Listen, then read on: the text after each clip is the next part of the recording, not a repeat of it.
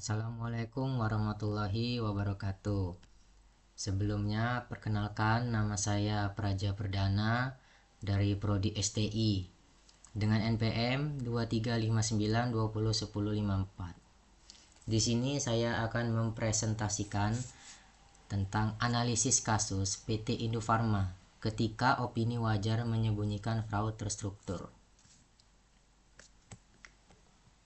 Baik. Nah, di sini ada profil singkat PT Indofarma. Nah, BUMN farmasi tertua. Jadi PT Indofarma ini termasuk BUMN farmasi tertua. PT Indofarma Tbk ini ialah badan usaha milik negara atau yang kita bisa kenal dengan nama BUMN yang bergerak di sektor farmasi. Dan juga dia ini merupakan perusahaan farmasi tertua di Indonesia. Sebagaimana BUMN strategis, Indofarma ini juga memiliki peran penting dalam distribusi dan produksi obat-obatan nasional. Terus seterusnya, lini bisnis utama. Indofarma ini menjalankan bisnis inti yang mencakup produksi obat-obatan, alat kesehatan, serta distribusi produk farmasi ke seluruh Indonesia. Perusahaan ini juga bergerak dalam perdagangan, alat kesehatan, dan penyediaan layanan kesehatan kepada masyarakat.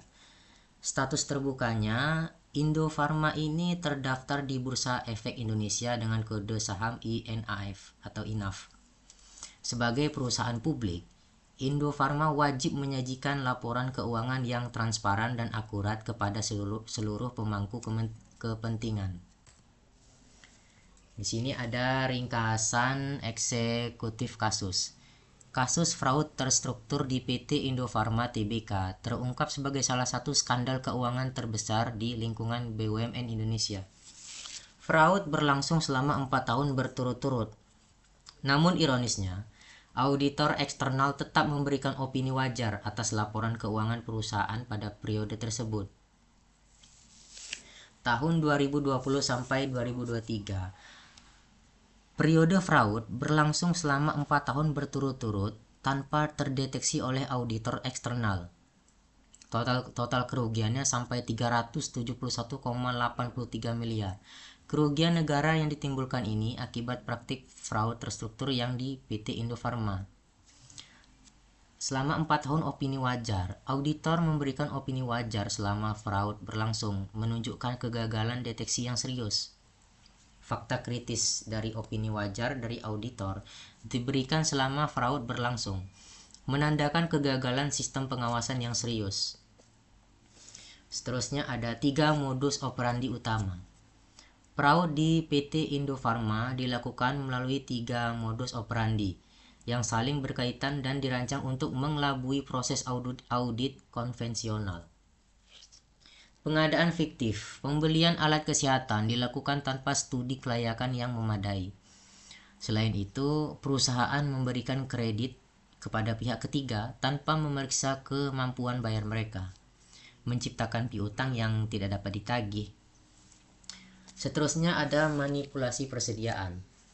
Window dressing dilakukan dengan penggelembungan nilai stok di buku yang tidak sesuai dengan kondisi fisik di gudang. Selisih antara catatan dan realita sengaja disembunyikan dari auditor. Seterusnya yang terakhir ada pinjaman tersembunyi. Perusahaan menggunakan pinjaman online atau yang kita kenal dengan pinjol yang tidak dilaporkan dalam laporan keuangan, menciptakan shadow liabilities yang tidak terlihat oleh pemangku kepentingan dan auditor. Titik kegagalan audit testing. Mengapa auditor ini gagal? Fraud terstruktur di Indofarma berhasil lolos dari deteksi karena adanya celah dalam prosedur audit yang seharusnya menjadi benteng pertahanan utama. Kegagalan stok opname fisik. Auditor tidak melakukan verifikasi fisik persediaan secara independen dan menyeluruh, sehingga manipulasi nilai stok tidak terdeteksi. Seterusnya, pengujian utang tidak lengkap. Completeness testing atas kewajiban perusahaan tidak dilakukan secara memadai, sehingga pinjaman pinjol tersembunyi tidak terungkap. Dan yang terakhir, tidak ada uji kewajaran transaksi besar. Transaksi pengadaan bernilai besar tidak diuji kewajarannya secara substantif, memungkinkan pengadaan fiktif terus berlangsung. Nah, di sini ada kegagalan prosedur pengawasan. Permintaan audit khusus oleh komisaris yang diabaikan dan dihalang-halangi sejak tahun 2021. Ini menjadi bukti nyata lemahnya tata kelola pengawasan di PT Indofarma. Peringatan dini diabaikan.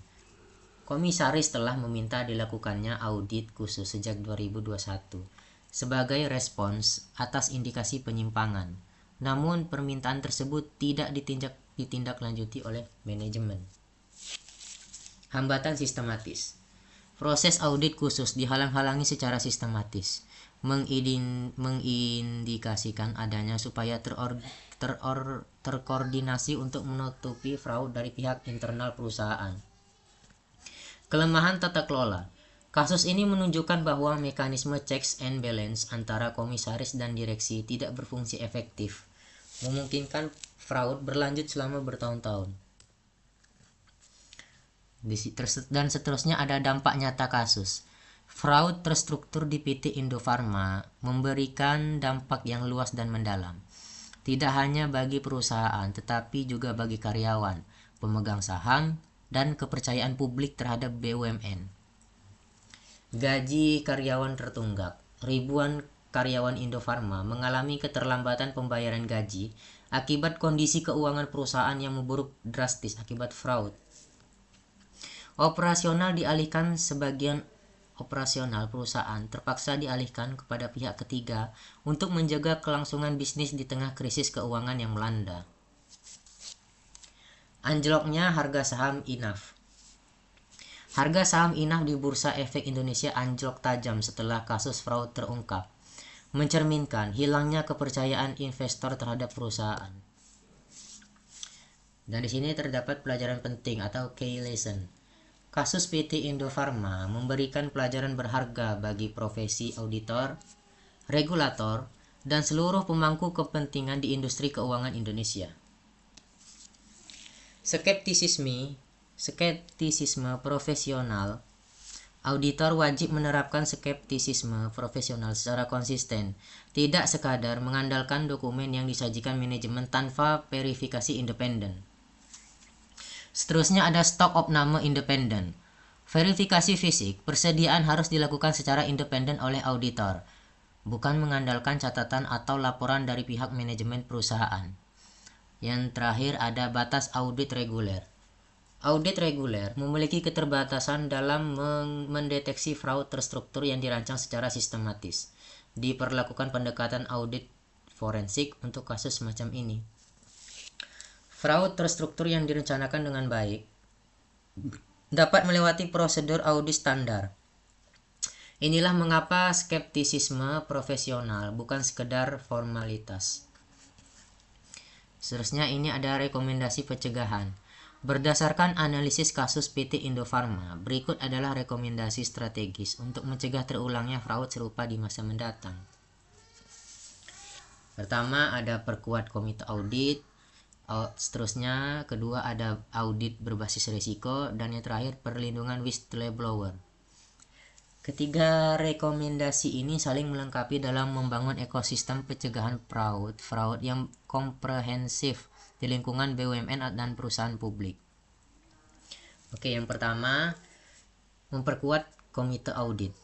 Komite audit ini harus memiliki kewenangan dan independensi yang cukup untuk mengawasi manajemen secara efektif, termasuk hak untuk memerintahkan audit khusus tanpa hambatan. Seterusnya ada audit berbasis risiko.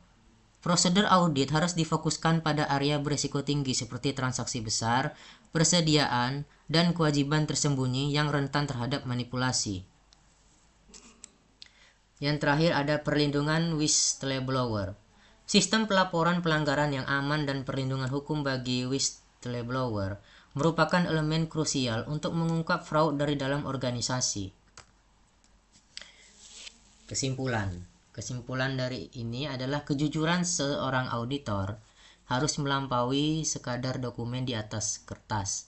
Ia juga adalah penjaga kepercayaan publik yang tidak boleh dikompromikan. Kasus PT Indofarma membuktikan bahwa opini wajar tanpa disertai skeptisisme profesional yang memadai dapat menjadi selubung bagi fraud terstruktur. Profesi auditor ini memegang tanggung jawab moral yang melampaui kepatuhan teknis semata. Di sini ada sumber referensi, yaitu laporan BPKRI, berita resmi Bursa Efek Indonesia atau BEI, publikasi Kementerian BUMN, serta pemberitaan media terpercaya terkait kasus fraud PT Indofarma Tbk periode 2020 sampai 2023. Di sini ada penyusun presentasinya, ialah saya sendiri dengan nama Praja Perdana, NPM 2359201054, mata kuliah Audit Sistem Informasi. Sekian presentasi dari saya, mohon maaf apabila ada kesalahan. Wassalamualaikum warahmatullahi wabarakatuh.